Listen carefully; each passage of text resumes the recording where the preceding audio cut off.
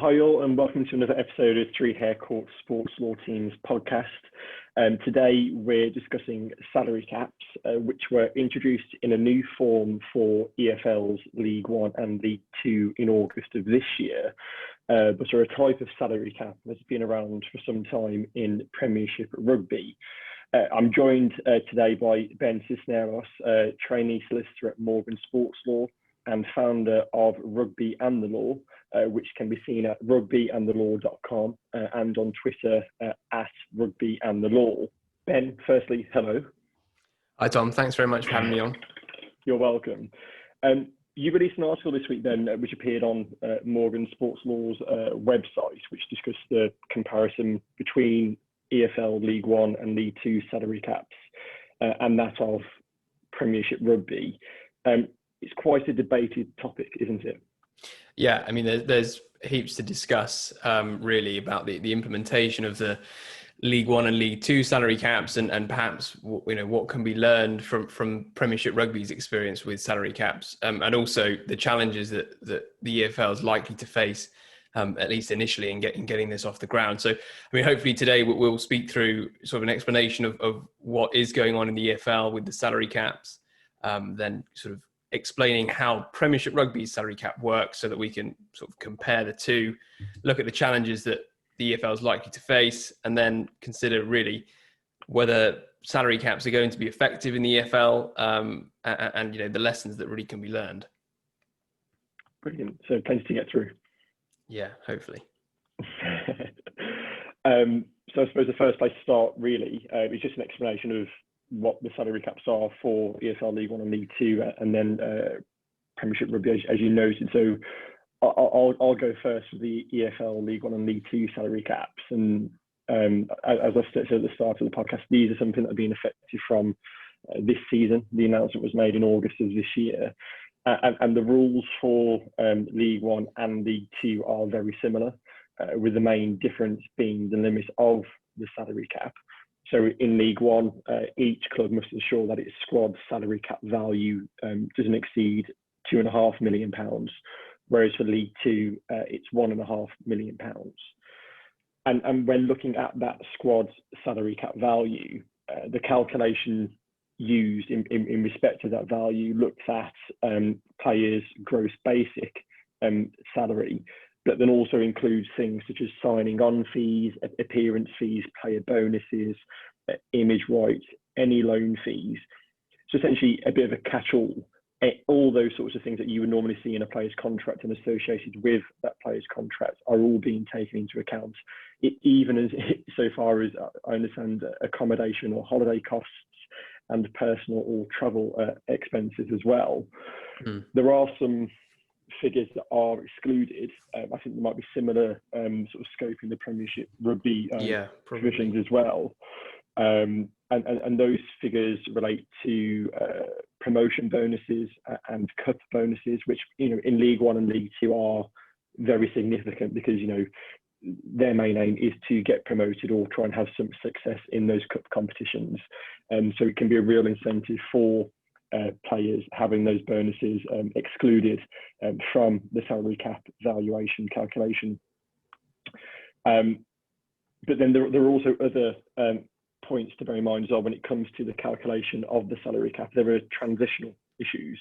So I think, Ben, you and I discussed how much is spent by clubs in League One and League Two on wages, and that PFA report that came out at around the same time as the announcement indicated that for clubs in League One, the total wage cost across all 24 clubs was just under £100 million, which gives an average spend of just over £4 million per club. Right. And that was in the 2018-2019 season. Comparatively with League Two, the total wage cost across those 24 clubs was £60 million, which gives an average spend of just over £2.5 million per club. So although those sums might include costs of wages not in respect of players, it does show that some clubs are likely to be in difficulty to be below the £2.5 million and £1.5 million salary cap thresholds. Yeah, and that could bring sorry, just to jump in, that Go could bring ahead. its own challenges in terms of employment law consequences, trying to adjust contracts and get below the cap, which is, I guess, why these transitional provisions that I suppose you were about to mention are key. Yeah, precisely. It avoids that, mess for clubs have to sort out from an employment law perspective.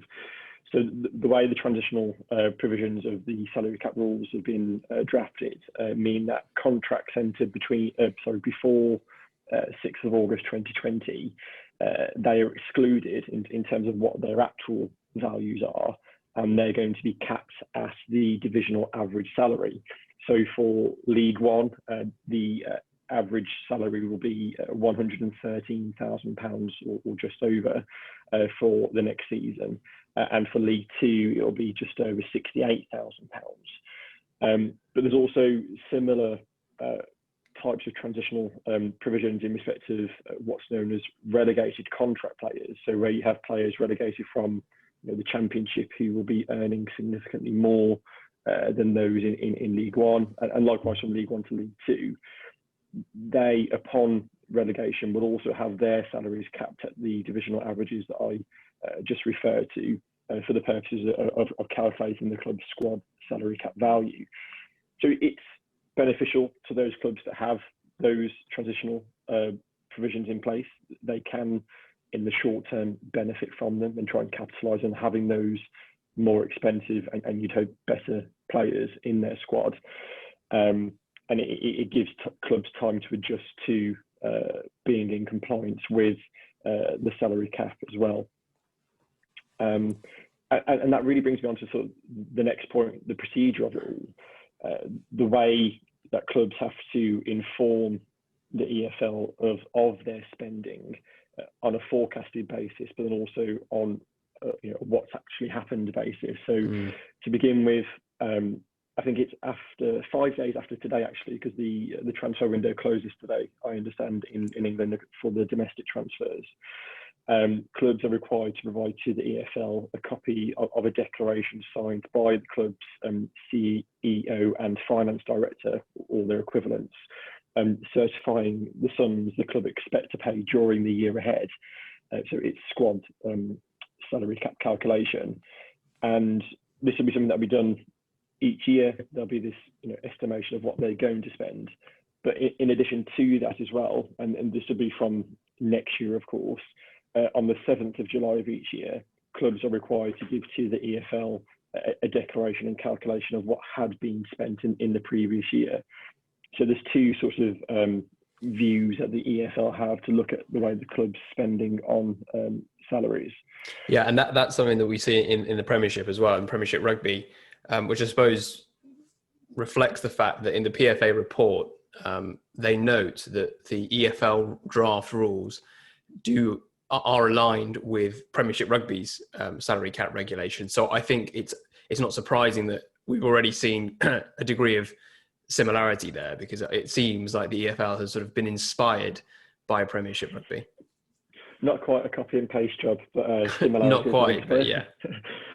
And that's, one of the main reasons that we're, so interested in this is because the enforcement side of things, and what the EFL will do when it looks at those documents given, both the forecasted and what has been spent.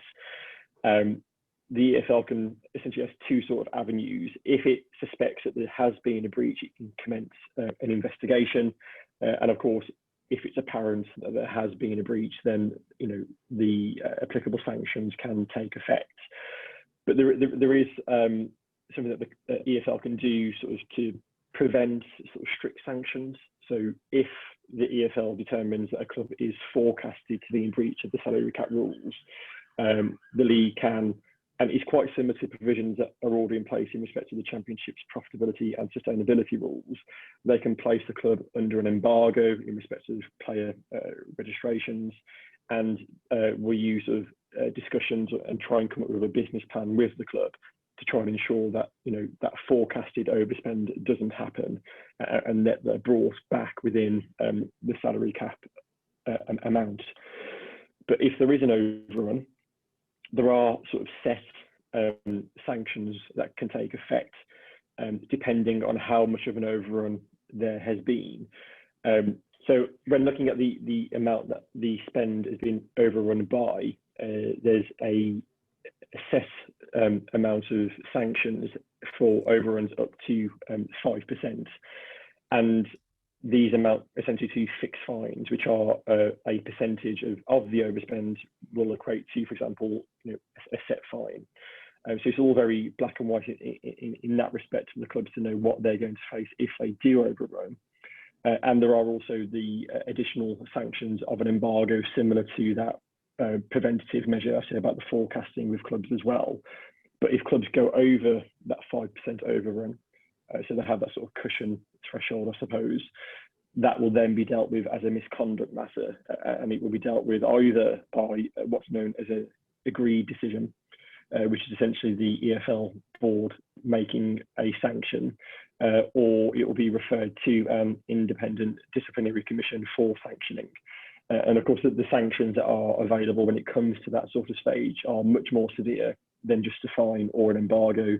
They can include things, as we've seen recently with some clubs in the EFL Championship, points deductions. So that, in a nutshell, is what the salary caps are for EFL League One and League Two, how they're going to be applied, and also the enforcement of it as well. Thanks, Thomas. That's very thorough. And again, as regards the enforcement, it's a similar picture in Premiership Rugby. Like I said, the way that sort of the declaration and then the certification at the beginning and end of the relevant years work is much the same, although we don't have the transfer issues, well, not quite the same transfer issues to contend with, I suppose.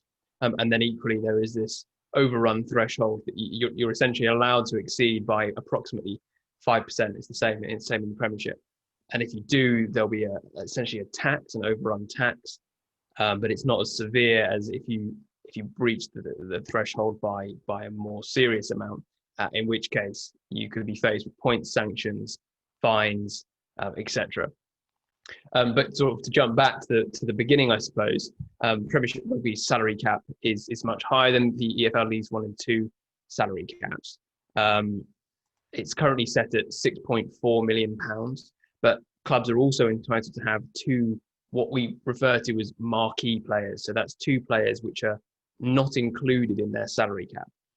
This is sort of a concession to the idea that salary caps restrict clubs' abilities to sign high-profile players too much.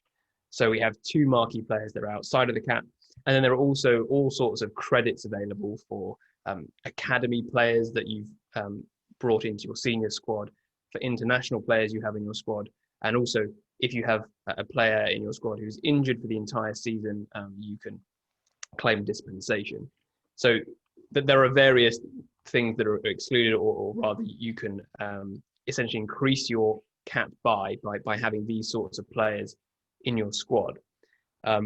It's important to note, though, that the Premiership salary cap is going to fall from the start of the 2021/2022 season for a number of years until 2024. Now, this has come about as a result of the COVID-19 pandemic. And again, that there are transitional provisions to allow this reduction to take place. And what has been agreed is that contracts that existed before the 18th of June 2020 will count towards the cap going forward at 75% of their value. So that allows some sort of a bridging between the two levels. However, and this is perhaps something we can get into later, this change has been somewhat exploited by clubs to pressure players into signing new contracts at a lower value as part of their COVID-19 response. But the salary cap is largely calculated in the same way in the Premiership as it is in the EFL. Like you mentioned, things like basic salary, of course, is included. Equally, national insurance contributions, of course, payments in connection with media work for the club, image rights payments, pension contributions, any signing on fees, transfer payments, accommodation, holidays, those things are all included.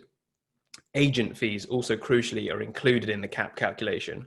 But interestingly, whereas you said that certain bonuses are excluded from the EFL rules, in Premiership Rugby, bonuses, including match bonuses, win bonuses, or year-end bonuses, are included in the Premiership Rugby salary cap.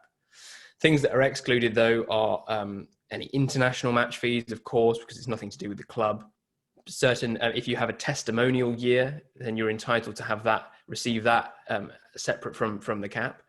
And then there are also provisions for education fees and certain loan players. Certain amounts can be excluded. So broadly similar to the EFL in that respect, although with some subtle distinctions. And then I suppose coming to the enforcement of it. Kind of identifies the... Sorry, but I was going to say, I suppose that kind of... You compare that to, firstly, the value of the salary cap in League One and League Two, and you compare it to the higher threshold in Premiership Rugby. I suppose there's not as much impetus or need for those sorts of bonuses when it comes to that level of earning when you compare it to the players in EFL's League One and League Two. I should have said though, actually, in respect of those excluded amounts, i.e. promotion bonuses and cup bonuses, for them to be properly excluded, the league does have to give permission for them. So it's kind of a given that they probably will be given permission, but it's still a potential for it to be excluded. Yeah, that's interesting. There's an approval process. Sorry, I was just saying it's interesting that they've got an approval process in place, because actually the Premiership Rugby salary cap regulations are currently under review, and this is a very important point to flag, because they may well change significantly in the near future. That pre-approval process is one thing that has come up in that discussion about the review. But sort of, I suppose, turning back to the enforcement issues, it's much the same, that there are powers of audit and investigation for the salary cap manager, as he's referred to in the regulations. And of course, the sanctions available, I'm sure, are much the same as in the EFL. Of course, we saw Saracens recently sanctioned very heavily for breaches of the salary cap in 3 consecutive seasons. They were hit with a fine of over £5.3 million. They were given a 35-point deduction. And of course, they were then subsequently subjected to a further points deduction, a 70-point deduction, which was imposed at the behest of the clubs themselves, of their rival clubs. A lot of mystery about exactly how and why that was imposed, because it was imposed outside of the disciplinary process. But we understand that Saracens were given the option to reveal their books for this season, because the breaches were in respect of the previous 3 seasons. And they were given an ultimatum: either reveal your books for this year or accept a 70-point sanction, which of course entailed relegation. And ultimately they chose that option. Although, like I say, that's largely based on media reports and rumors. We don't really know what happened. And of course, that's not exactly satisfactory from a legal perspective. But ultimately, Saracens have been relegated from the Premiership for their breaches of the salary cap regulations. Saracens, of course, if you're not familiar with rugby, are the current Premiership champions and European Cup champions. That could change this weekend, but they are the current holders of both the European Cup and the Premiership. So it was a very significant decision from a sporting perspective and from a legal perspective. That's interesting about the sort of being judged by their peers, so to speak. I know you said it's only media reports, but it's an interesting turn of events, and yeah, quite a fall from grace from the league champions and the European champions.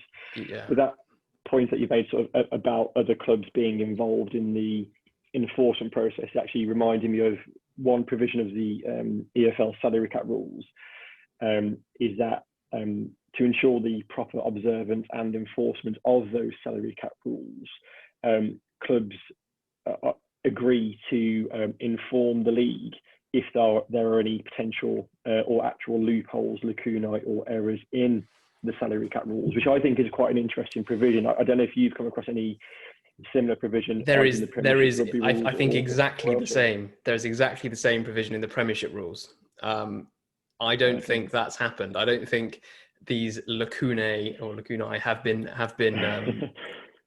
have been declared, because there's been all sorts of rumours about other loopholes being used by clubs, and obviously not having been declared previously. So I think that governance aspect of the salary cap is something I think we'll touch on later, but it's something that needs to be thought through very carefully, because I think there's obviously a lot of potential for the regulations to be exploited, and therefore for the objectives to be undermined. One thing I was just going to actually pick up on the Saracens salary cap case was the fact that the charges related to breaches from 3 previous seasons, and of course, one might think, well, why were they not sanctioned at the time? And I think it just highlights some of the difficulties in enforcing salary caps. Is that obviously some breaches may be hidden and may not come to light for a period of time. There are requirements for clubs to conduct audits, but unless there is a really very thorough investigatory audit, there's the potential for things to go unchecked. And so I think that's something that is very important for the Premiership and for the EFL, is to be really hot on their enforcement. Because if you've got the situation where a club is being sanctioned in respect of something that happened 3 years ago, you're probably not going to achieve the sense of justice for their rivals, for example, that those rivals would want. No, completely agree, and I think that's something that's been quite a frequent comment in recent Championship clubs' engagements with or challenges with the Championship's profitability and sustainability rules, i.e., sanctions being imposed, a season or two afterwards, or not in the season that the breach occurred. But then also that point about the relevant period being considered. When you look at the Championship's profitability and sustainability rules, they're assessed over a 3-year period to give a proper picture. Whereas if you're focusing just on that one season, there and then, as you mentioned, Ben, some things might not be completely apparent until after the event. So it's definitely something to bear in mind. Mm. So I suppose we should probably talk about some of the challenges to salary caps now. Do we want to deal with the competition law question first? I mean, that's been sort of, to date, probably the most significant avenue for challenge. Yeah, I know you've been very analytical in your blogs or your articles, for Rugby and the Law on this topic. So I'll probably defer to you on this one, just to give a quick summary of what's happening in respect to Premiership Rugby. Yeah, sure. So when the Saracens charges were brought, it was taken to a disciplinary hearing, and one of Saracens' main threads of their defence was a challenge on competition law grounds that the salary cap itself was unlawful and therefore void, essentially. They challenged it on the basis that it was a restriction of competition by object as well as by effect, and they failed on both counts. Now, importantly, that the panel that made the decision was led by Lord Dysons, the former Supreme Court judge and Master of the Rolls. So it was a very authoritative panel, and I think many see the dismissal of this competition law challenge as being quite a seminal moment for salary caps as regards competition law, because it was upheld. It was found to be compliant with the EU competition law, and actually what the panel decided was that the objectives of a salary cap are consistent with the EU law, and there was an insufficient degree of harm to competition. And of course, following lines of cases such as Mecca Medina, governing bodies are given a margin of appreciation, and this was something that was pointed out by the panel. So there was an insufficient degree of harm to competition, and taking into account this margin of appreciation, it was found to be not a restriction by object of competition. So, of course, the aims that I refer to are those of financial stability, promoting financial stability, and promoting competitive balance. And these are things that have come up in the past, for example, in the context of financial fair play, and they've been upheld there in that context as well. So, there's some consistency there. And then as regards the Saracens' challenge on an anti-competitive effect, ultimately that was dismissed because they couldn't prove that there was an anti-competitive effect. The challenge lacked evidence, essentially. So I think the question of whether salary caps are compliant with competition law has probably been put to bed for now, at least. I think that there may be questions about going forward about the level of salary caps and the lowering of them, whether that is compliant with competition law. And that's something I wrote on in the context of Premiership Rugby's recent decision to reduce their cap. And then also, I think perhaps with regard to failures to consult on changes, those aspects are probably going to be more relevant now, rather than a challenge to the very existence of the cap itself. I think the Saracens and Premiership Rugby decision, sort of led by Lord Dyson, has probably settled that one for now. Yeah, and I think one of the things that I remember from reading Lord Dyson's or that panel's judgment was there was a cross-reference to the EFL's Championship's profitability and sustainability rules as a sort of comparator, and as you say, as a sort of a general point, these sorts of financial fair play measures, they in and of themselves don't appear to be in breach of competition law. Yes, there might be other points, i.e. the consultation points that you just mentioned, but as a mechanism by himself, it seems like the point's been exhausted to a certain extent, and it would be surprising if there was to be a successful challenge on that basis in the future. Would you agree? Yeah, I think so. Like I say, might be a different story if the salary cap in question is radically different from the Premiership Rugby one, or if the level of it is deemed to be particularly restrictive, perhaps. But yeah, I think generally speaking, it has been exhausted. So do you want to go into talking about the consultation issues? Because I think that they're of particular concern to the EFL, or rather of concern to the PFA, that has sort of threatened to challenge the imposition of, or the introduction of, the salary caps in the EFL. Yeah, absolutely. And just focusing on this point of the consultation, from what I gathered from the PFA's report that was released, I think it was either the same day or the day after the salary caps being announced for League One and League Two, this consultation requirement isn't an argument planted in EU law. It's something simply that's part of the league and governance structure of English football. So what we have is the PFA, which is the Union for Professional Footballers, which aims, amongst other things, to protect, improve and negotiate the conditions, rights and status of all professional players by collective bargaining agreements. Alongside the PFA is the PFN CC, which stands for the Professional Football Negotiating and Consultative Committee, which is a bit of a mouthful, so I'm going to stick to PFNCC from now on. And what these two bodies do is that they work together, and there is a constitution of the PFNCC, which is provided in the Premier League handbook. And the PFNCC, as well as having members from the PFA, it has representation from the EFL, the FA, and from the Premier League. And this body should be consulted on matters that affect the employment rights or regulations of professional football players. So paragraph 3A of that PFNCC constitution states that the PFNCC shall be the forum in which the members consider matters relating to the employment of and any associated rules and regulations relating to those professional football players employed by clubs in membership of the EFL and the Premier League. Now, what the PFA announced in that report that was released on the back of these salary caps being announced was that consultation requirement simply wasn't complied with.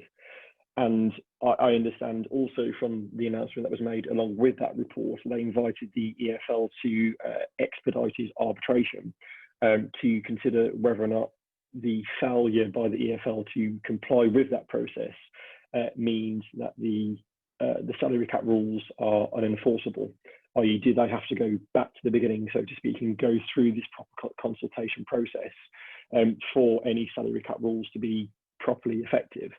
So although as things stand, clubs are having to comply with the salary cap rules, in the absence of any statement or notification of whether that arbitration process has started or finished or anything of that sort, there is an element of uncertainty as to the enforceability of these salary cap rules in the immediate future, which isn't helpful for clubs because they're obviously having to have their mind, although there's these transitional provisions, they're having to have their mind on how do we plan for the future, what players shall we get in or what players shan't we get in because of these rules.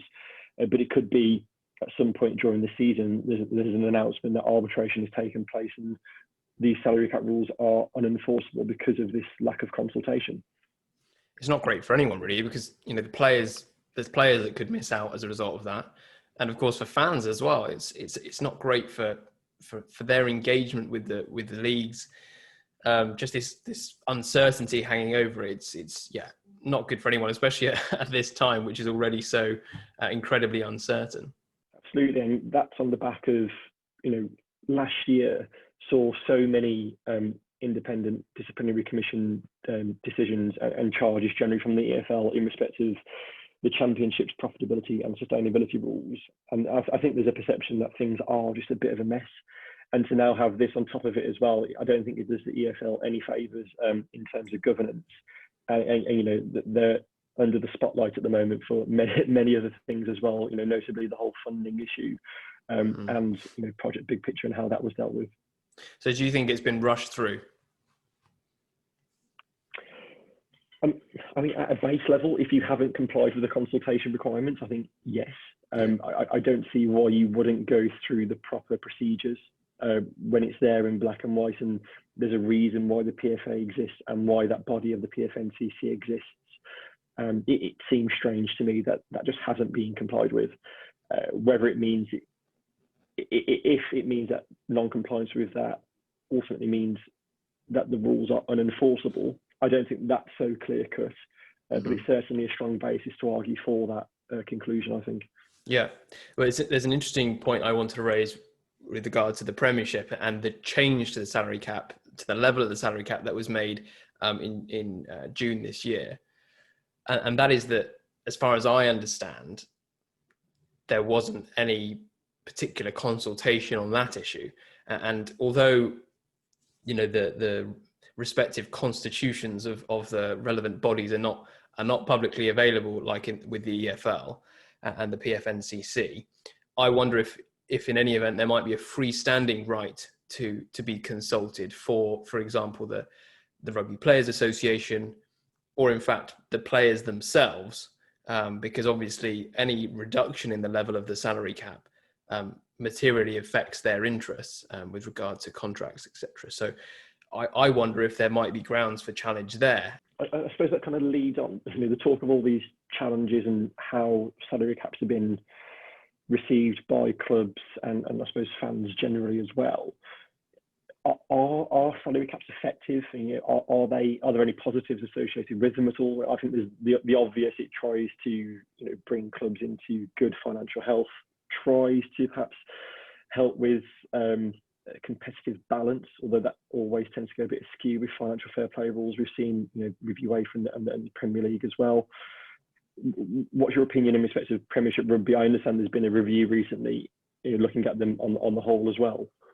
Yeah, I mean, I think overall salary caps can be incredibly effective. If you look outside of the British Isles, if you look at America, you look at Australia, there's been examples where salary caps have been incredibly effective. Particularly in Australia, the AFL, the Australia Football League, the NRL, there's been a huge turnover of champions, which suggests that it's a really competitive league that's thriving. And I think generally it's accepted that wages haven't got out of control over there as well. So I think the aims of salary caps are essentially twofold. You've got the financial element of it, where you're trying to stop clubs from overspending and driving themselves into the ground. And then you have the sporting element, the competitive element, where you're trying to put all clubs on a level playing field and ensure that money doesn't buy sporting success, essentially. And I think both aims are really important. It seems to me that the EFL is more concerned with the financial element, because I think it's thought that some of the clubs in their leagues are sort of on the precipice, so to speak. So that's perhaps their aim, rather than creating a really, really tight competition. But yeah, I mean, if they're enforced properly and they have the right measures around them, I think they can be incredibly effective. In the Premiership, I think it's been effective to a degree. There's clearly been a stop put on wage inflation, but what has been seen is that there is some sort of a shift within squads where players, the star players, their wages have continued to rise, whereas players at the bottom and the middle of the squad, they've lost out, particularly in the middle. Those players' wages have dropped, if anything. And many people think that's perhaps because of this marquee player rule, where you have 2 players outside of the cap, and the idea that, your other star players who are within the cap might look to those marquee players and think, well, hang on, he's being paid over £1 million a year. I'm only on 600 grand. I should be being paid more. And so they can still demand higher wages, and that just leaves sort of the rest of the squad to fall away. Now, one of the ways that can be combated is by having some sort of minimum wage requirements for the lower end of your squad. Equally, by getting rid of the marquee player rule, of course, or having fixed squad sizes so that there is more even distribution of wages across your squad, across the league. And these are things that, again, are seen in the USA and on Australia. I say USA, I mean North America, because it's in Canada as well. But I think these sort of auxiliary measures really complement salary caps, and that's what can make them most effective. I know in the EFL, they have fixed squad sizes, so I think they're already doing a bit better than the Premiership in that regard. But I do wonder if there might still be this imbalance in squads where you still have your star players, in inverted commas, that are able to earn significantly more than players at the other end of your squad. And I wonder if that, could cause problems going forward. But so that sort of sufficiency of the salary cap point, I think, is important. Is a salary cap alone enough? I think it remains to be seen in the EFL whether that plus the fixed squad sizes will be enough to keep things under control. It is, I think, in a nutshell, a really difficult balance to get, isn't it? And what the difficulties with it as well, obviously you can look at other sports or other leagues and see what they're doing, but there's an element of you have to almost test it out first before you can actually see how effective it is, and then where things are going wrong and what auxiliary measures can be put in place to try and keep the balance right. And the marquee player point is interesting, because even if the marquee player provision isn't there, I still think there's going to be an element of a marquee player or marquee players, particularly with football clubs. There's always a star player, no matter how good the squad is overall. There's always a top player. So, KDB at Man City, there's always that one player that really stands out and invariably gets paid much more. And that's going to be to the detriment, obviously, of the rest of the squad. You therefore have to have some limitations on what they receive for their wages.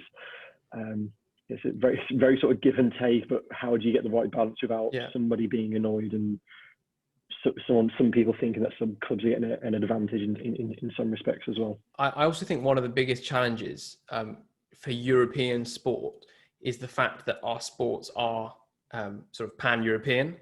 The fact that, we have competitions that go, between European countries, but also we have other leagues that are, right next door, essentially.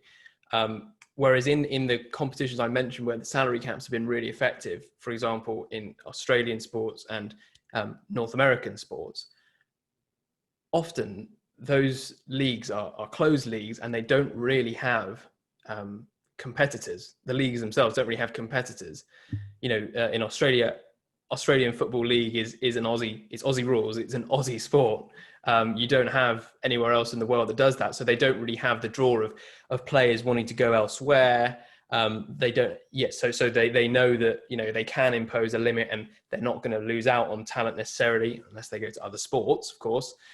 Equally in the NFL in America, of course, the NFL, American football, is quintessentially American. There aren't really, as far as I'm aware anyway, major American football leagues anywhere else in the world. So there's a big difference there. Football, you've got players that might be coming to play in League One and League Two who could easily go and play in France, in Spain, in Germany. I suppose, therefore, that there is more risk, and there's probably a fear among fans of EFL clubs that imposing these caps could make them lose out on top talent. Absolutely, and I think you look at the competition on the pitch as well, but just from a sort of a business perspective as well, I think owners of clubs are minded to make clubs just generally more profitable and more sustainable. And I think over the past 20 to 30 years, you have league tables of what clubs are the most, or have the highest turnover, or have made the highest profit. So you almost have a competition in that respect of itself, of clubs just trying to be as profitable and as big as it possibly can. And how does that fit with these sorts of limitations in place? I appreciate we're speaking about League One and League Two clubs, so perhaps not on the same level as these big European clubs, but nonetheless there is still that element of competition of wanting to be the biggest club. And looking at the League One and League Two salary caps in more detail on that point, you saw, I think you still see from clubs like Sunderland and Portsmouth, you see opposition from them against the salary cap, because they're the kind of big clubs in League One and Two who have this big fan base, who get good revenues from ticket sales, albeit not in current circumstances. But under the old rules, so I say salary cap, but put it in inverted commas, the previous rules prior to the current salary cap rules weren't a flat cap. They depended upon the revenue or the cash injections that could be made by the club. And therefore, with those clubs with a higher revenue from ticket sales and wealthier owners, they could essentially just push that limit up. So it was a very soft cap. Yeah. But they're now in a position where they can't take advantage of that. And you can understand why, because that usually translates to an advantage on the field, why they're opposed to having this new flat cap in place. Yeah, I think it's a really interesting point, the distinction between essentially soft caps and hard caps. Hard caps like the Premiership Rugby and the EFL proposal, or the EFL cap, and financial fair play by contrast, and the old EFL rules, which essentially, like you said, they fluctuate. And I think those types of models, they are aimed specifically at the financial objective of ensuring that clubs don't go bust, that they don't spend more than they can afford, essentially. Whereas the salary cap, the hard fixed cap, that's, as I see it, that's more targeting the competitive balance point, because yes, it does put a limit on what clubs can spend, but it means that all clubs spend the same. That's ultimately the key point of the salary cap. Whereas the key point of financial fair play in the old rules was that you don't spend more than you can afford, essentially. So it's interesting to see why they've chosen the salary cap when they already had this financial mechanism in place. And so, yeah, I can see why some clubs, like you say, like your Sunderlands, your Portsmouths, would object to the cap, because it doesn't suit their interests. Absolutely. And I suppose looking to the future, we touched upon the minors' review in respect of Premiership Rugby's salary caps. And bearing in mind, it's not a copy and paste job, it's just very similar between the EFL salary caps and Premiership Rugby's salary cap. Do you think any of those comments from the minors' review will in time be applicable to the EFL salary caps as well? And do you think this is going to be sort of a bit of an evolving set of rules? Yeah, I mean, I would hope so. So just to give a little bit more context, like I mentioned earlier, the Premiership Rugby salary cap regulations are currently undergoing a review process. Earlier this year, an independent report was published by Lord Miners, who's a former government minister. And essentially, he looked at the rules as a whole and made 52 recommendations as to how they could be improved to make the system more more watertight, to make it essentially stricter, so that another Saracens case doesn't happen, or at least if it does, that it can be sanctioned in the most severe way. That's currently being considered by Premiership Rugby. They've indicated that they're going to adopt it in full. So I imagine they're just going through the process of drafting some new rules.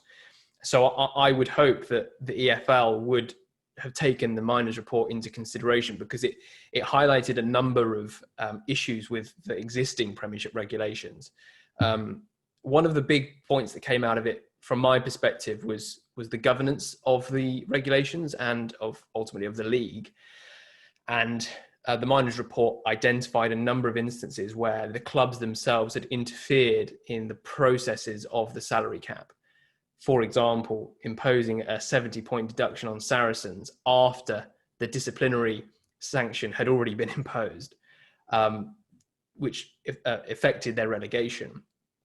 That was one example. There were other examples from, I think, 2015, when a number of breaches were essentially covered up. They were settled, but it was all done sort of cloaks and daggers. Was very much the order of the day, and I think that sort of approach to a salary cap is not consistent with principles of good governance, transparency, etc. So Lord Miners was very, very critical of the way that those instances had been handled.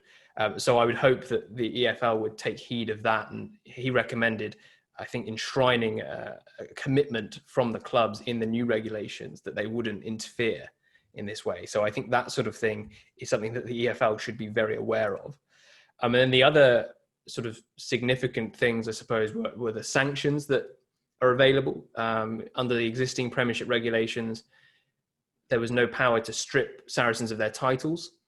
That's something that it has existed in other leagues, such as in Australia, and Lord Miners recommended introducing that. He also recommended increasing the fines and point sanctions available, and including relegation as a potential sanction.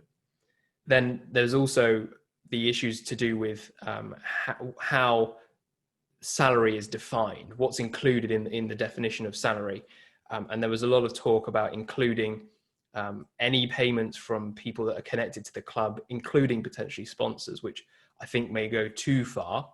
But basically the report aimed to tighten up the regulations. And I think, well, I hope that the EFL read that report before they drafted their rules, because ultimately I think Premiership Rugby's rules are going to change quite significantly in the near future. And so that there could be a lot to be taken from the miners' report. That's interesting, particularly on the sanction point that you mentioned about what's the appropriate sanction for breaches of the applicable rules.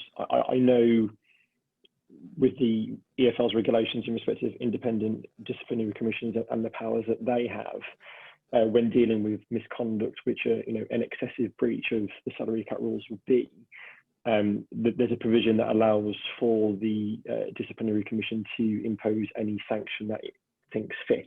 So there's no, from what I can recall, express mention to stripping the club of its title or the points that you mentioned. But it'd be interesting to see whether that sort of provision, say, giving a wide discretion to the disciplinary commission, could encompass those sorts of things.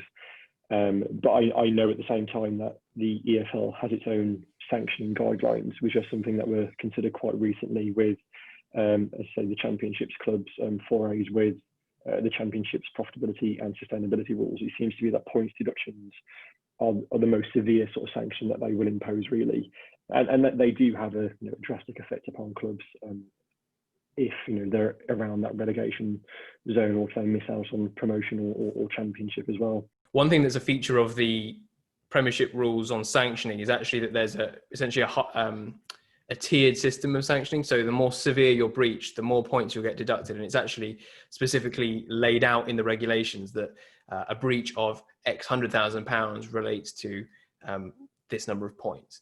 Is that something that's a feature of the EFL rules? It's been quite frustrating, actually, because I think there hasn't been a release of the sanctioning guidelines. They were mentioned, I think it was in the Sheffield Wednesday decision from earlier this year in respect to them selling Hillsborough. and that resulted in them breaching the Championship's profitability and sustainability rules. But from memory, I think it was a matter of there's the base level of points that should be deducted, and then there are mitigating and aggravating points which can either subtract from or add to that amount as well. It's I just think it's interesting because I think the points deductions we've seen in football have been less severe than we saw with the Saracens case, for example. I mean, I know their breaches were particularly egregious and they went over a number of years.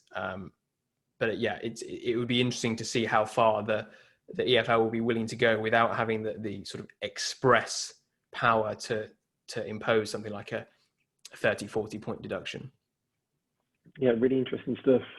Well, Ben, thank you so much. It's been really interesting to wade through what's quite a heavy topic, but also a very interesting one. I think we'll both be eagerly anticipating any developments in respect of League One and League Two's salary caps, whether that PFA challenge is successful, and also to see how things develop for both EFL's League One and League Two, but also for Premiership Rugby as well. Yeah, it's a fascinating topic. There's so many facets of it that could be delved into in a lot more detail than we have, but hopefully we've provided an interesting overview of the area at least. And I will be sort of keenly watching for developments as regards the new Premiership rules and how the EFL caps progress. Brilliant. Well, thanks again, Ben, and I hope everyone's enjoyed listening, and I'm sure there'll be more podcasts on this topic in the future. Thanks very much, Tom.